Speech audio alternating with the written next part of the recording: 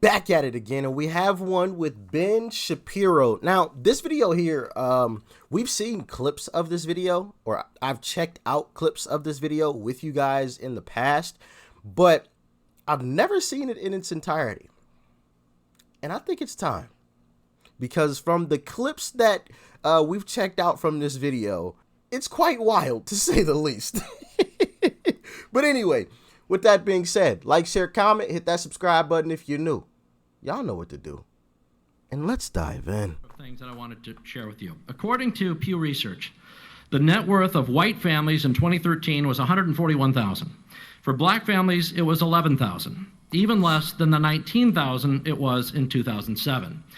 According to economist Edward Wolf of the University of New York, excluding vehicles and other durables, the median black family worth is just $1,700, while 40% of black families have zero or negative wealth.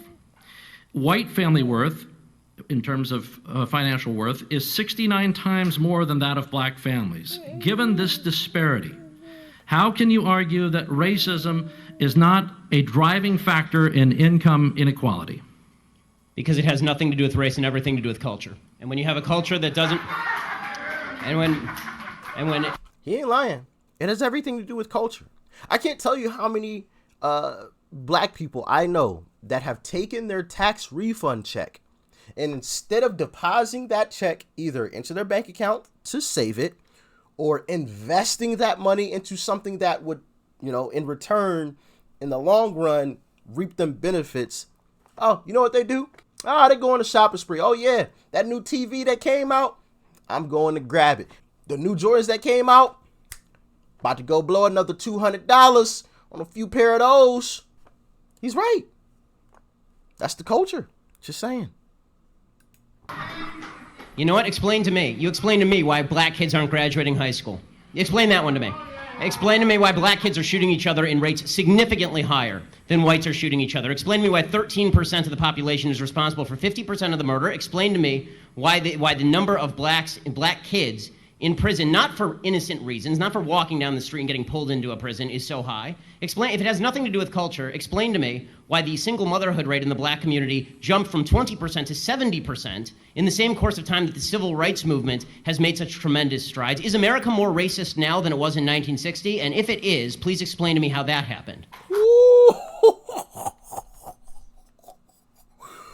that's some hot fire. The chick in the yellow, the chick all the way to the left with the blue shirt, or the blue dress, actually. She was smiling at the beginning of him beginning to talk. By the end, obviously, as y'all saw, that smile is gone. She realized she couldn't refute what he was saying. But hey, maybe at some point in this video she does. Let's continue on. This is hilarious, though.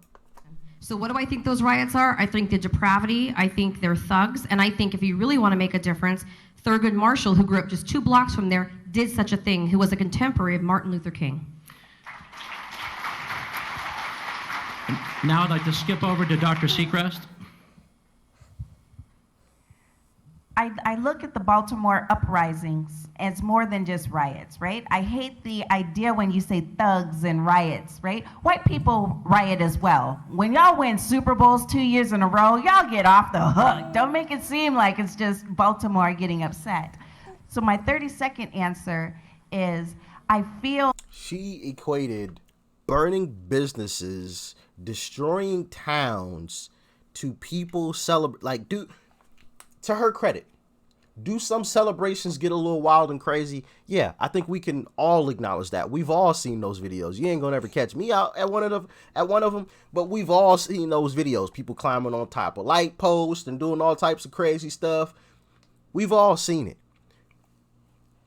But I don't think that even comes close to comparing to the burning of buildings and destroying of all types of property. Just the level is like, we're talking this to this. You know what I mean? Like, it doesn't compare. It pales in comparison, in my humble opinion. But y'all let me know what you think. The facade.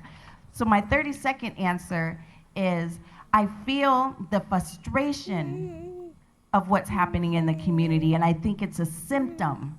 The uprisings are a symptom of a pressure that's been unaddressed for too long. I'm offended by the language of uprising applied to people who are breaking into other black people's stores and looting them. This is a lack of values. And people who are destroying private property, destroying cop cars, in an uprising against what exactly? Against the black police chief, against a mostly minority police force, against the black mayor, against the black president, against the black attorney general, against against a city council that is 9 of 15 are black and all 15 are elected Democrats. What is the uprising against? What is it seeking to achieve? I still don't see what exactly the riots are seeking to achieve. Bottom line is... I'm sorry I keep pausing this, but he's right. What are you trying to achieve by doing this? And I said this, I think in a video yesterday, maybe a video today. I don't know. These videos blend together. But if it's truly about the cause and helping black people, why are you destroying black people's businesses? And when that black person comes out and tells you, hey, yo, I'm black, I own this business, you don't care and you still destroy it. I'm just asking. This is all, it all could be boiled down to just act like a mensch. Act like a human being. Honestly, it's not useful to riot, it's not useful to break things, it's not useful to throw rocks at people. And the idea that we're supposed to sort of correlate your level of outrage. The idea. I'm going to stick to the 30 seconds on this. The last sentence. The last sentence. The idea that we're supposed to correlate your level of outrage with a certain level of justification. In other words, the more outraged you are and the more angry you are, the more justified you must be, is absolute nonsense. Can't argue with that, my brother. Then, since the issue of disparity has come up a number of times, when does disparity not indicate racism? Level of effort. Statistical disparity. For example, overwhelmingly men commit crimes more than women, but we don't say that the Justice Department is sexist. So, is there a line that you draw for yourself, or is there some way that you interpret statistical? That was actually a good one. I like that. I never thought about that one. Interesante. Disparity, and you determine that is not a racial disparity, it's something else.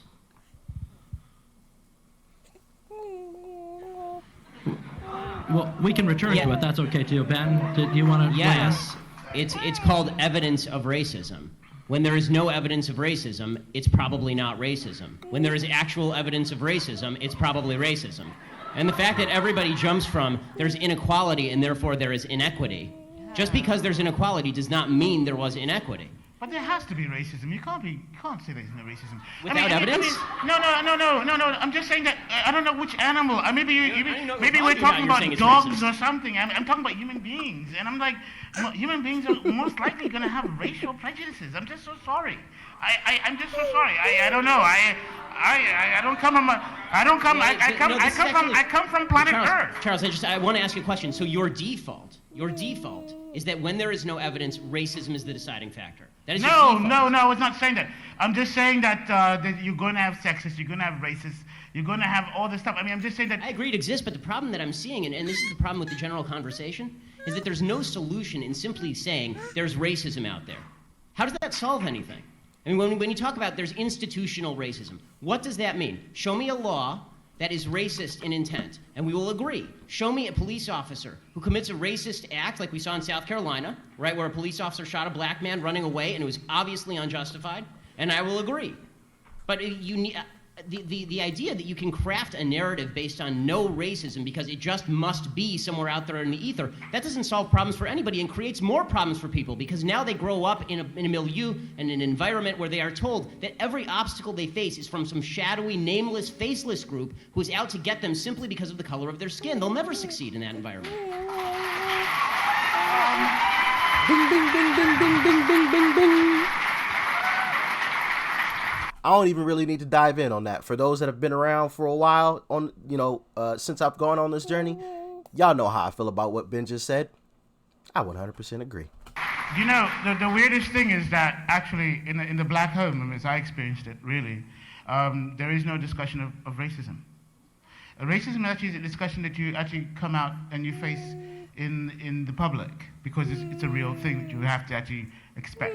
I mean, if you're silly and you're foolish if you don't really think that that's going to be there and encountered in the real world. I'm sorry, this is just a fact of life. But if I'm at home and having... Well, of course, if you look hard enough, eventually, yeah, you'll find it. So if that's all you're thinking about all day long, when you walk outside your house, oh yeah, R word, R word, R word, R word. Hold on, wait, that guy looked at me funny.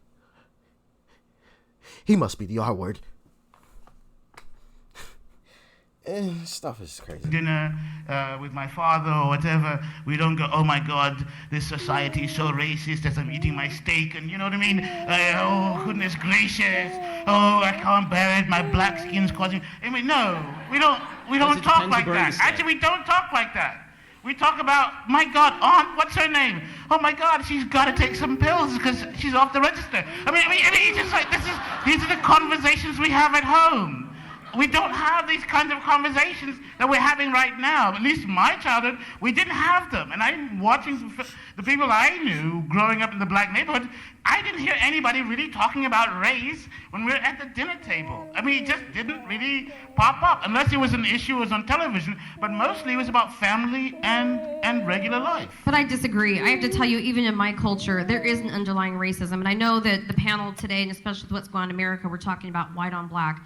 But I cannot wake up in the morning and not think about, intercultural racism, okay? I'm not Mexican enough. Why? Because I'm articulate and because I have straight hair and I can wear high heels. I don't have a tattoo on my neck. Yes, there is a huge problem with racism, no matter if you're light-skinned or dark-skinned. Absolutely, there is intercultural racism. It's absolutely underlying. And why you may not talk about it, your grandmother will have the favorite grandkid. If she's the lightest one with the good hair, that becomes the favorite grandkid in our culture. And that's, unfortunately, even within our own cultures, we tend to look upon, the color of each other's skin and how much education we have. And if my uncle has done time in jail, which, he has, then he becomes more Mexican than I am. What is up with that? I mean, it's sad, but it's true. It's absolutely true.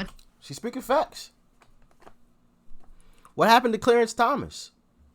What do they call people like Thomas Sowell, Larry Elder, bootlickers? Oh, they ain't black. They support Republicans. They ain't black. How am I not black? And who are you to tell me that?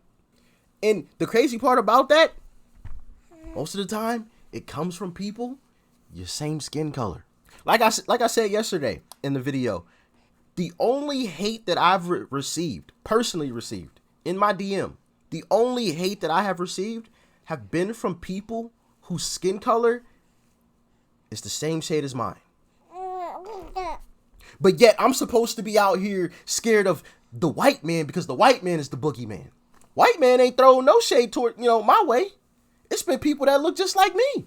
Doesn't make any sense at all. It's like I can't eat spicy picante sauce, so I'm not Mexican enough. It's true, in every culture, whether it's Asian, black, Mexican, there is, while you may not have grown up talking about it over your, tea and toast. I mean, in my family, if you're not a doctor or a lawyer, you're not Jewish enough. You're not Jewish enough.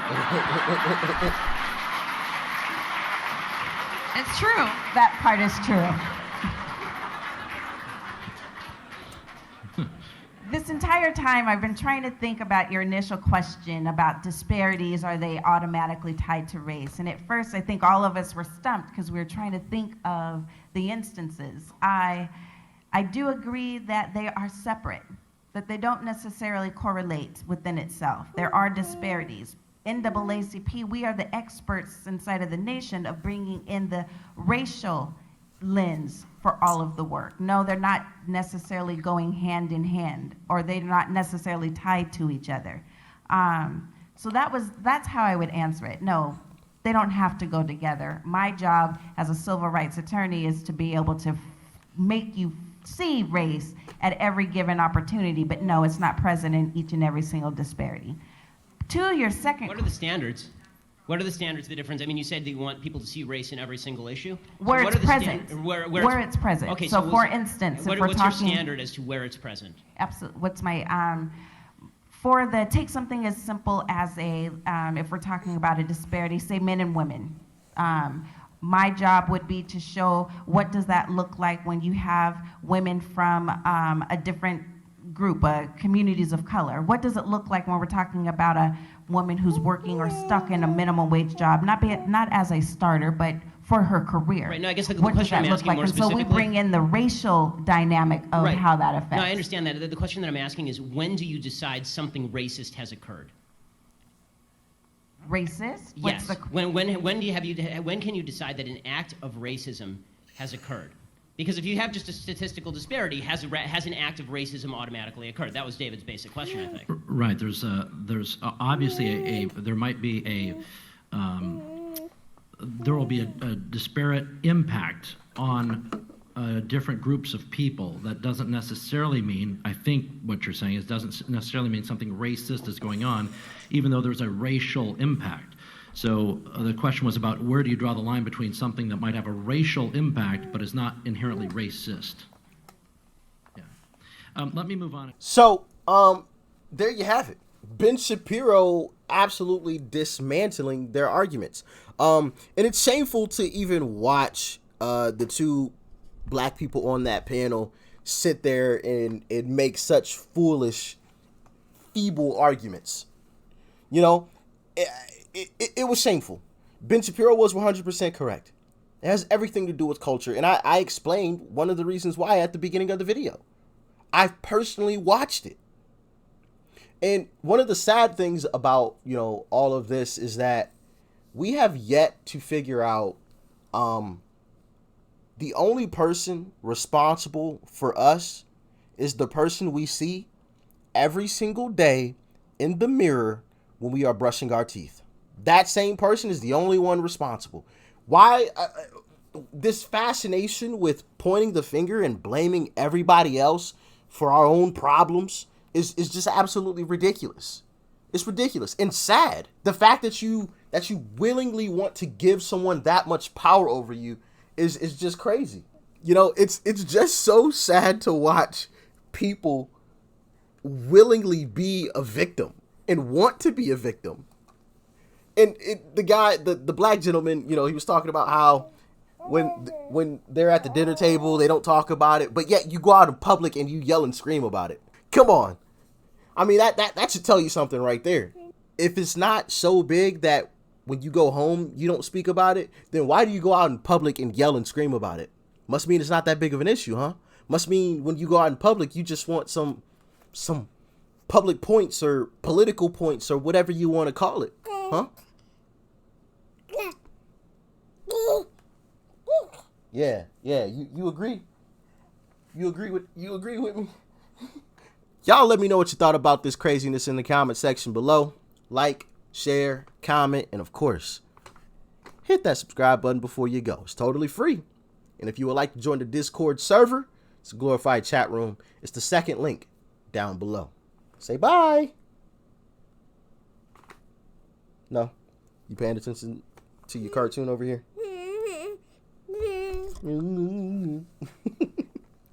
Peace and love. We out.